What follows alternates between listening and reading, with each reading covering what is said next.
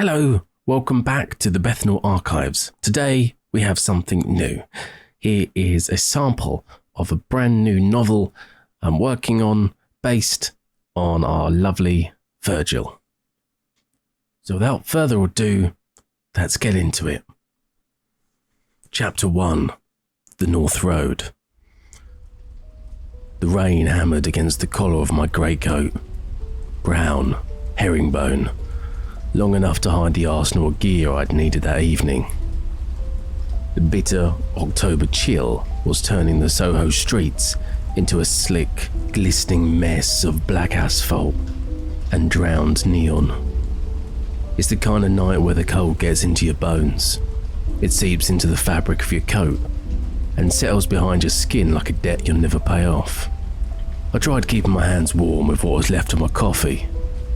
I frequented one of them 24/7 convenience stores, with the half-assed attempt at a deli counter, stale pastries, and a public toilet always out of order. The remnants were acrid, stale, scorched to a crisp from the filter machine left on all night, but I drank it nonetheless. The alternative was sleep.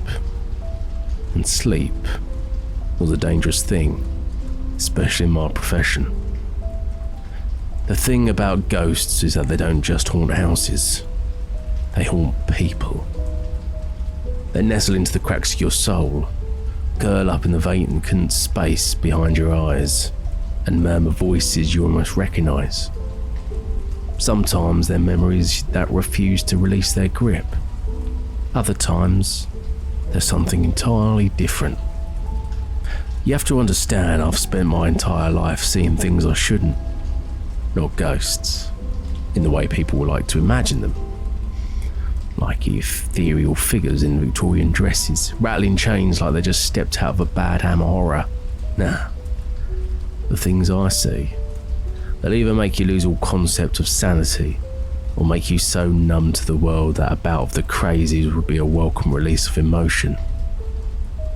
Demons, parasites, entities that crawl between the delicate membranes of our reality, emerging from realms humans were never meant to perceive.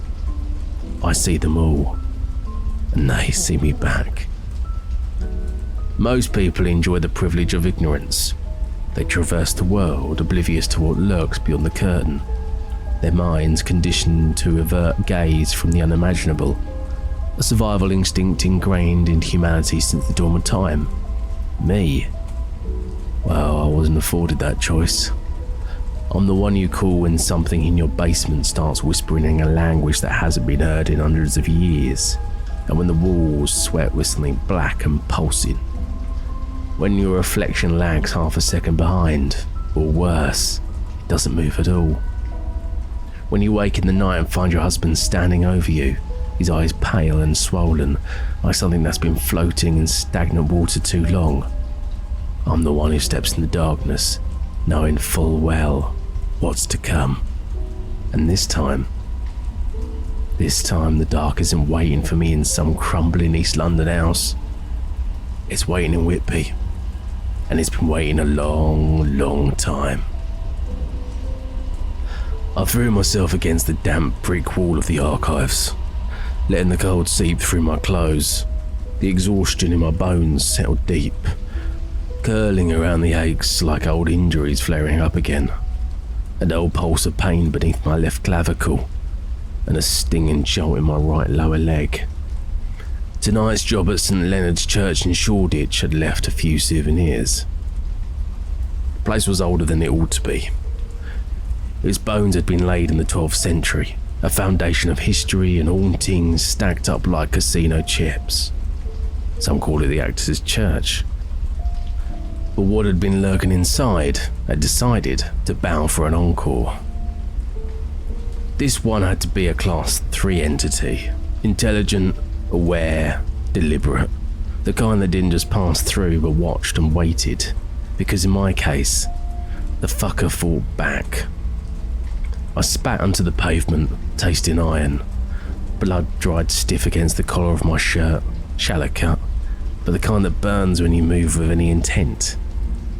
The night had enveloped me, thick with the stench of the Thames, brackish, metallic and tainted with decay of a city that never truly rests. Wet asphalt, old cigarettes, something faintly electric in the air, storm maybe, or something worse. Here, a voice bright and too eager for this hour. Joe? Before I could react, he was at my side, bandage in hand, face lit up like a fucking Christmas tree. This is going to be an incredible podcast episode. The listeners are going to love it. Virgil Glove, rogue investigator, survives yet another harrowing encounter with the spectral unknown. I waved him off, wincing as the motion tugged at the wound. Not now, Joe. He hesitated, the bandage still outreached. You sure it's... Joe, chill the fuck out. He fell silent. For now. He backed towards the door, the sharp enthusiasm in his voice softening.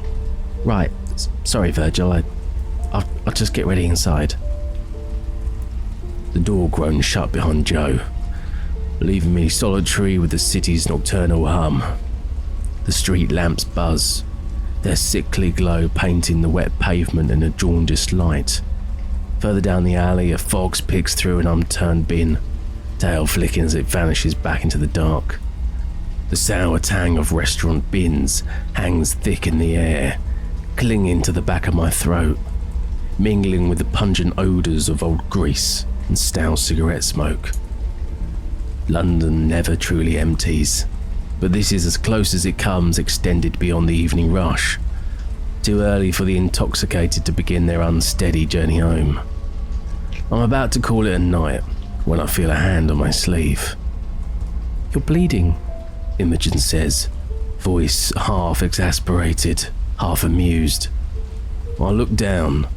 The wound is still seeping slowly, darkening the sleeve of my coat. Looks worse than it is, I say, shrugging it off. She raises an eyebrow, unimpressed. Okay, Mercutio. That's exactly what people say before they pass out from blood loss. Typical Imogen. Being the forensic expert at the archive, she serves as the voice of logic and is the sole individual capable of making surgical precision appear graceful. She possesses a keen intellect that makes most people nervous and no patience for bullshit, at least mine. We've always had a complicated thing. It used to primarily involve her eye rolling while I dump whatever unholy thing I dragged back from the field onto her work table, but lately we've been circling around something else, something neither of us wants to question openly. I huff a breath, shifting my weight as I pull a cigarette from my coat pocket. Empty. Great. I crumple it further and shove it back where it came from. Imogen watches, arms crossed, waiting. And then, if you're not going to get it looked at least come for a drink. It's not a request, not quite an order. I hesitate. She never asked me that before. Not like this. Not in a way that feels like something. You need one after that disaster? She had casually, as if giving me an out. She's right, I do. The night's been long, my mind feels tired, and there's something about sharing a whiskey with Imogen that makes the world feel a little less frayed at the edges. For a moment, time stands still as I contemplate how lovely it might actually be to look at her as more than a colleague, a friend, a lover. My lips curl slightly and I notice her wide-eyed gaze anticipating my response. For a fleeting moment, our eyes meet, and I experience that instinctual urge to lean in closer to her lips, when I suddenly feel a vibration against my leg, of my phone buzzing in my pocket. Just once, a single vibration, but it's enough. The different kind of weight settles in my gut, something cold and familiar. I don't need to check the screen to know it's not good news. Imogen notices the shift before I can school my face. Work? I nod, already feeling the moment dissolve between us. She exhaled quietly, tilted her head like she was weighing something, and then stepped back. Have a good night, Virgil. I should just tell her. Just say it. It's not work, it's the hospital, it's him. But the words stick. Maybe pride. Maybe I just don't want to talk about it. Not with her. Not with anyone. Yeah, I say. Sleep well. She gives me one last look, something unreadable in her expression before turning and walking off into the night. And just like that, my first shot at something different vanishes back into the dark, swallowed up by the city like it was never there at all. I pull out my phone and stare at the screen. The message is short. Whitby Hospital. Your father's had a cardiac event. You should come. For a second, I think about ignoring it. Then I push off the wall, exhaling slowly and start walking. I need to get home, gather my thoughts, probably take a shower and a few painkillers and deal with the message. Bethnal Green to Hackney isn't far. Not by London standards anyway, but tonight it feels longer. The tube's an option, but the thought of being packed into a metal box underground, surrounded by inebriated commuters and the faint ever-present smell of musty upholstery makes my skin itch. The air feels overly heavy, too synthetic, closing in from every direction, so I opt for the longer route instead. The streets are quieter now, the nightlife thinning off, trading the boisterous energy of the evening for the hushed, relentless quiet that only existed in the dead hours before dawn. A few late-night London cabs draw past, headlights cutting through the drizzle, and a group of lads in knock-off designer trainers, illuminated turkey teeth and white t-shirts shrunk around their juiced-up biceps, hover outside an off-licence. Their vapes creating a delge of strawberry smog that hangs like low clouds in the street. They tear away tendrils that follow me as the wind brought up from my stride tapers them. I cut through the back streets, past shuttered market stalls and kebab shops with flickering neon signs. I could eat, but I don't stop. The text ruined my appetite, to be honest. Regardless, the options are bleak. There's a chicken shop just before the canal. Bossman's Fried, open 24/7, lit like an operating theatre. The chicken's terrible, suspiciously grey under its layer of brittle batter, but it's cheap, and the chips are decent if you drown them in enough salt. The guy behind the counter doesn't even blink when I walk past, dried blood on my collar. I keep going. By the time I reach my flat, the city had settled into a quieter state, the kind of hush that only occurs in the early hours. I unlock the door, step inside, and flick the light switch. The bulb flickers once or twice before settling into a dim, amber glow. The place isn't grubby, not precisely, it's cluttered, but intentionally so. The kind of space that looks like it's been lived in too hard rather than neglected. The house itself is a 4-bedroom Georgian terrace on Queensbridge Road, Hackney, Grade 2 listed, built in 1839. I'd bought it in the early 2000s, back when London wasn't quite so expensive. The mortgage arranged through a low-interest loan from the archives. They needed their operatives within walking distance, and I needed a place that didn't come with flatmates or rising damp. On a nice day, it's a 26-minute walk to work, 37 when the weather's shit. The door sticks. It's always done that. A hairline shift in the old wood. The house settling into itself, resisting time like all things built to last.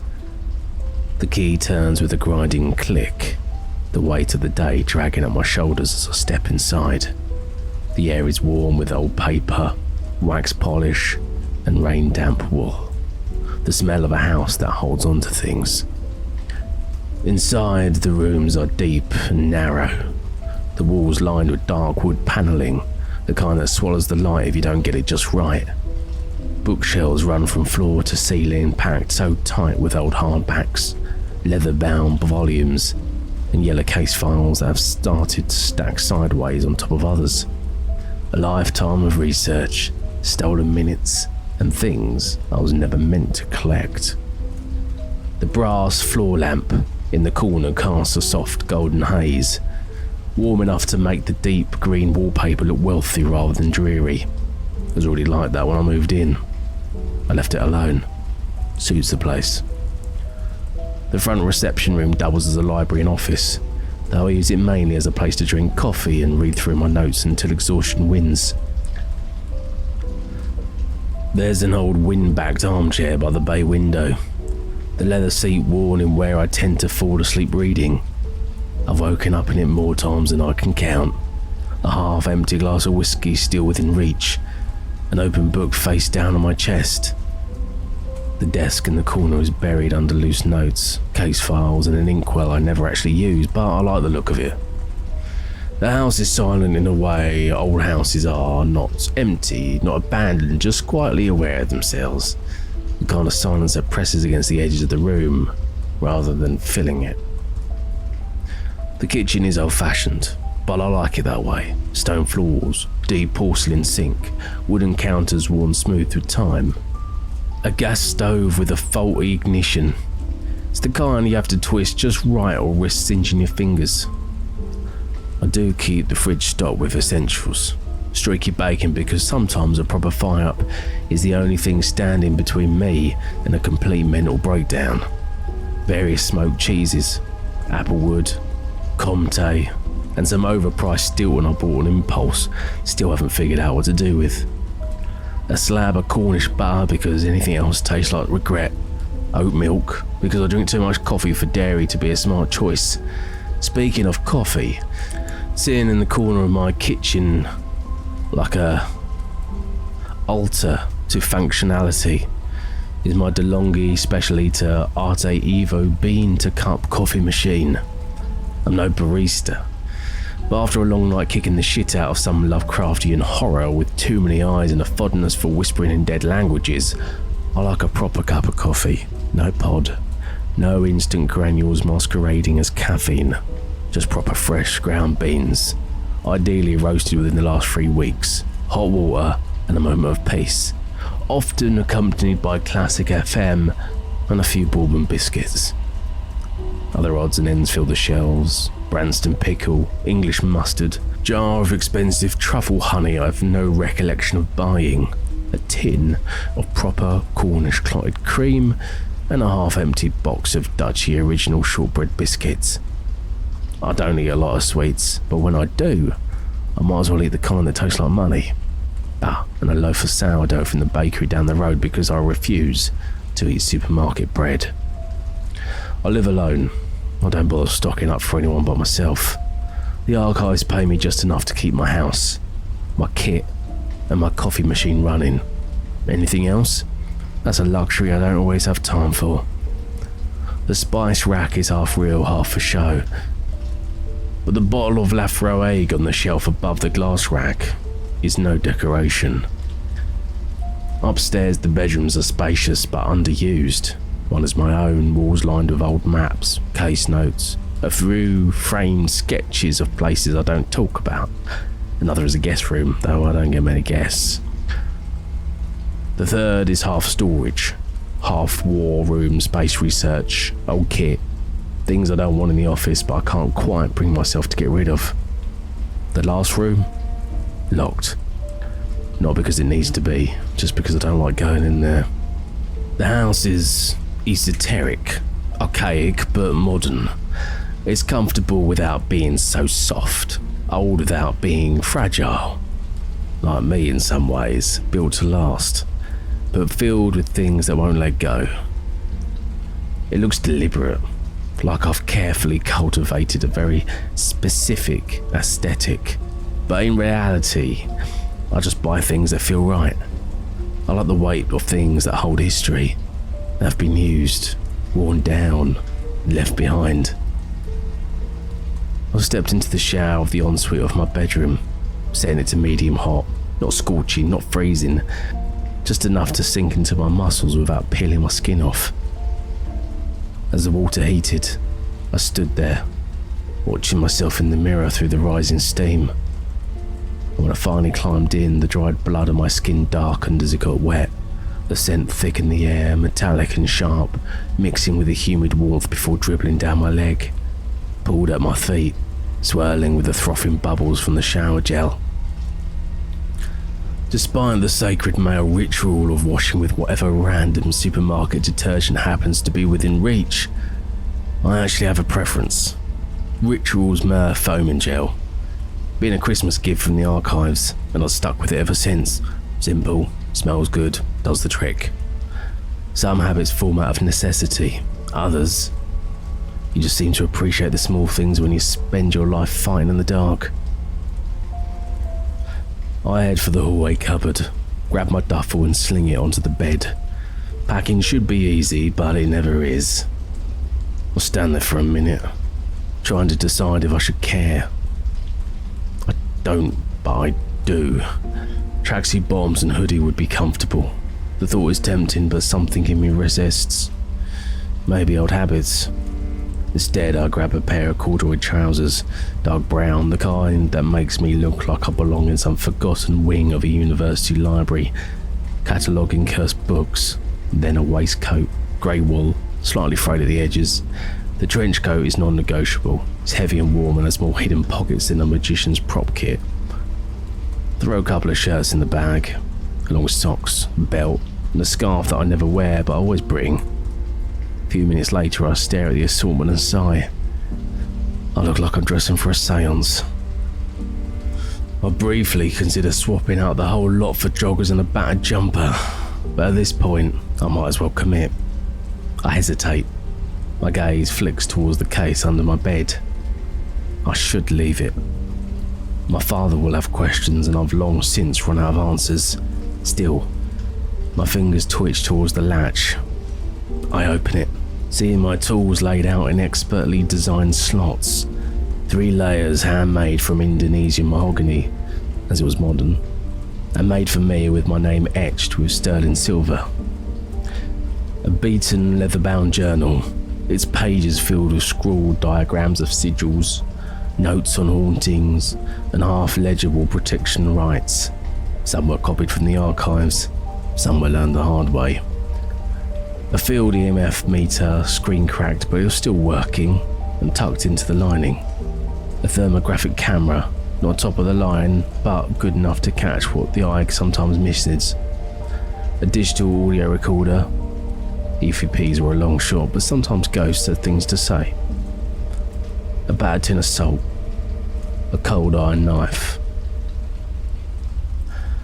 A small bottle of black sand mixed with crushed rowan and obsidian. An old hedge witch's trick for repelling whatever didn't belong. A spool of red thread for binding, and a small vial of St. John's wort oil, and a lighter wrapped with thin copper wire. A makeshift charm against things that fed off electricity. A string of dried rowan berries, twisted in a loop, was tucked inside an iron protection ring that had once belonged to an exorcist who swore it saved his life. Bottle of holy water, blessed twice for good measure, last used in a bedsit in Camden where something had turned into every mirror in the doorway. A laser grid projector, good at catching movement in places where nothing should be moving.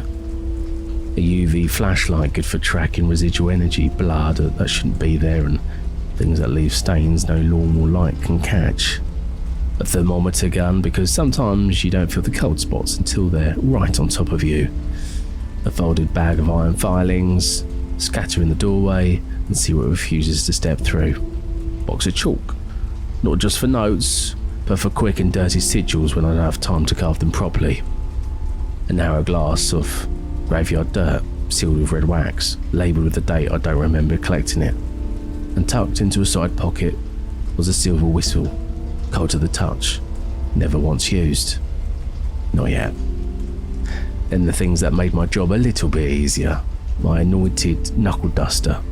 Silver, worn smooth with use, rubbed down with sacred oil and carved with tiny protective sigils along the curve of the grip. A stab vest, lightweight, discreet, but enough to keep me standing if something non-paranormal took a swing at me. A taser, standard issue private security gear, warm but reliable. A collapsible nightstick, its weight comforting in my palms.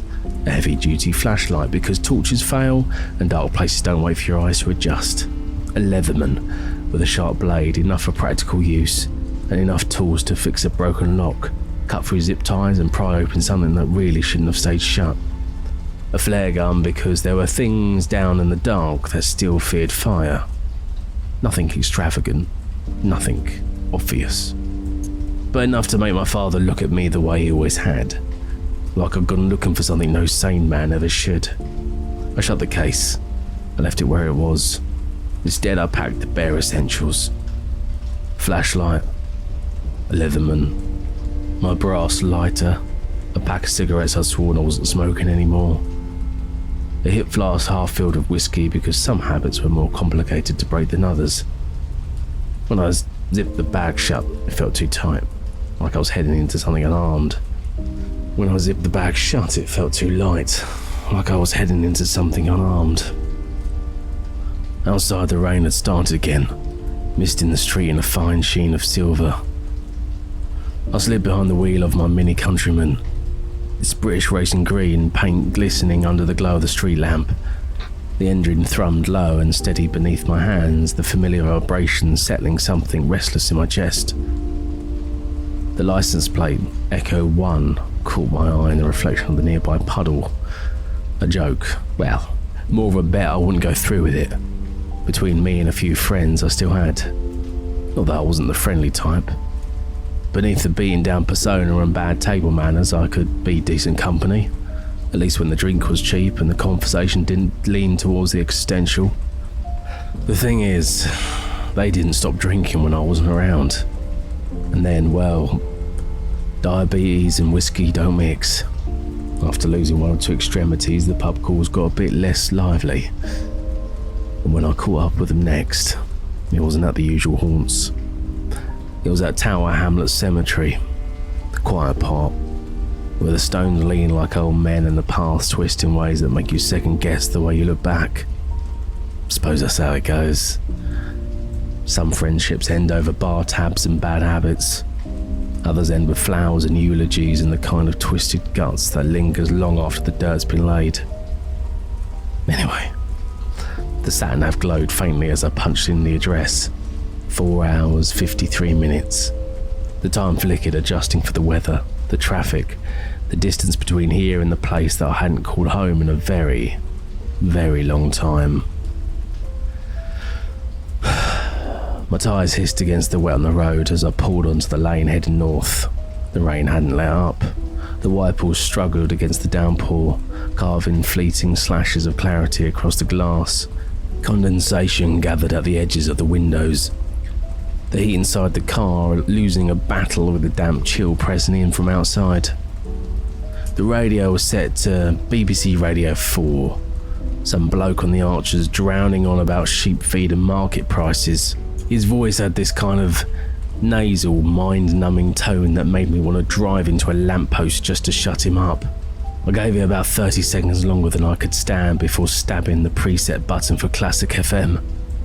A moment of static, and then Dmitri Shostakovich, Jazz Suite 2. Always this one. Didn't matter if it was rush hour or the dead of night.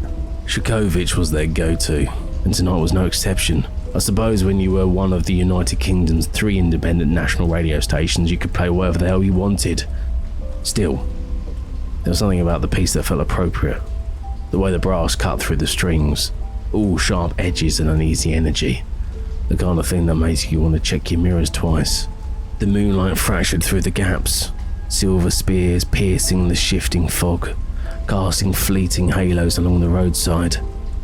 The road itself was a slick ribbon of darkness, broken only by the occasional glint of headlights bouncing off the reflective markers, ghostly eyes watching in the wet gloom.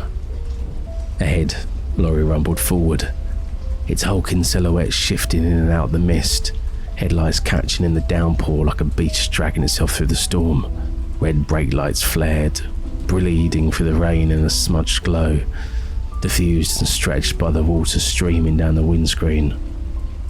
The world beyond the car felt like something half-formed, The landscape swallowed in by the shadows and vapour, shifting at the edges like it wasn't quite sure whether to exist or not. And through it all, the road kept pulling me forward. And that's all we have time for today. That is the first 15 pages of my new novel. And on the next episode, I'll be sharing the next 15 as a little preview. Thank you very much for listening. Remember to like, subscribe and follow for more spooky stories, and I'll see you next time.